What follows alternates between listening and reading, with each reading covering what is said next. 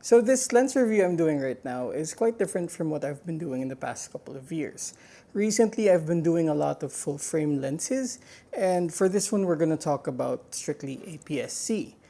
At the same time, these are also probably the lenses I've tested the longest before actually producing a review. I've done reviews that I could only use for about a week. I've had these for 3 months now. I love the fact that they're actually permanent inside my bag for everyday use. And probably the reason why the review got so delayed is because I've been using them so organically, and I think that's awesome. So before anything else, we're going to talk about the Sirui Sniper series 75mm f1.2 and its twin, the 16mm f1.2.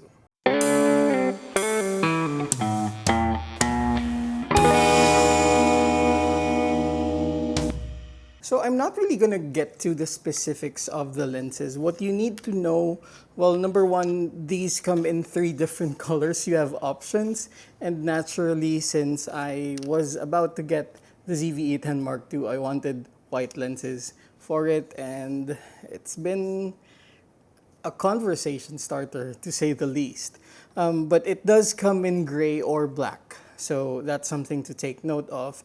And probably if there's something on the most superficial level that I would want about this is that I wish it was more matte than glossy, but that doesn't really affect using the lenses, but I felt like I wanted to say that. So the lenses are made of a combination of metal and plastic. You can see that, I think, most pronounced in the white version because it does look plastic. But there are parts, of course, that are also metal. In fact, there are parts that look plastic but are actually metal, so that's something to consider. Now, both lenses in this series, well, actually there's 5 lenses in this series. In addition to the 16 and the 75, there is a 23mm f1.2, there's a 33mm f1.2, and a 56mm f1.2. But what I noticed between all of these variants is that the size is relatively similar, although of course for the 75 it's a bit longer, it's a bit bulkier as well, and the lens hood is different. However, if you look at them collectively, they all look the same, which is nice for a series. One of the first impressions that this pair made was that they came in a case specifically molded for both of them. So it was probably the first time I received lenses that came as a duo, as a combo. So just a memorable thing, actually. Now, when it comes to the weight, the 75mm weighs 466 grams, and the 16mm weighs 384 grams. The 75mm has a filter thread of 67mm, while the 16mm has a filter thread of 58. So that's where the difference is huge, but we understand that because of course there has to be a bigger barrel for the 75 f1.2 compared to the 16 f1.2. Now I'm going to change things up. Before I would talk about the specifics of the lens first, my opinion about the images, and then I talk about the use cases. I feel like it's different for these lenses. Why? Because the purpose is totally up to you, what you want to use it for. Remember, lenses are not made for a specific use. Instead, they are just tools to give you different perspectives. The 75, I've been using this. Well, obviously, it's something that can perform really, really well for portraits. Now, if you've been watching on the channel for the past 4 years, you know that I don't shoot portraits.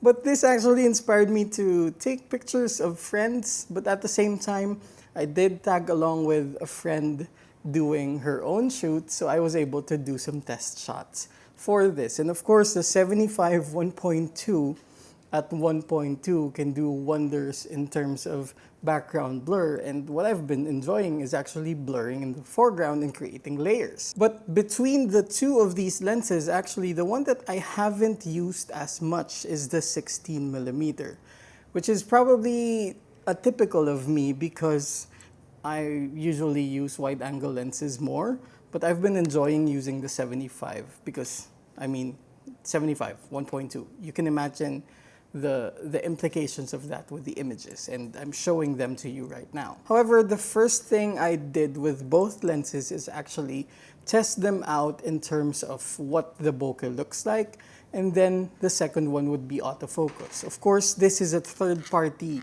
lens brand, and whenever I test out third-party lenses, my expectations of autofocus are not really that high.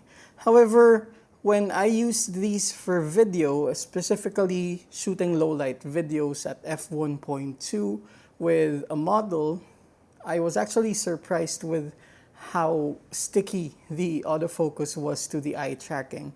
So that's pretty remarkable considering the price. And at the same time, when I was already pixel peeping the shots, specifically the portraits, it was astounding to see the image quality that I get from a lens like this. It's APS-C, it's for APS-C, but we actually even tried using it with an A7 IV. There is technically no compatibility issue with using it with a full frame camera. So you can use it, it's gonna be a full 75mm f1.2.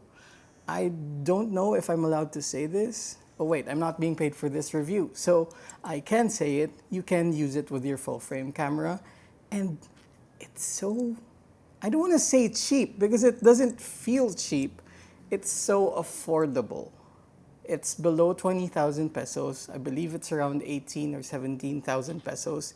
And that's around $320 if I'm not mistaken for each lens, and you can get them at a cheaper price if you buy them together. So factor in all of that, you get lenses at f1.2, you get good image quality, you get good autofocus. The bonus is that they also come in different colors, which isn't something you get for a lot of lenses. I don't think it's very hard to convince people that these are lenses that can be helpful for a very, very low price. And so these are the Sirui 75mm f1.2 and the 16mm f1.2. And they are really, really affordable, and they also have good image quality, and they come in a nice case. So I don't feel like I need to say anything further. But yes, if you have any questions about them, do leave them down below in the comment section. And of course, if you're new to the channel, my name is Nicco Valenzuela. I'm a landscape and architectural photographer. I also do travel photography, and I talk a lot, way too much about gear. And if you're into that, then do click that subscribe button and hit that notification bell. In any case, thanks for watching.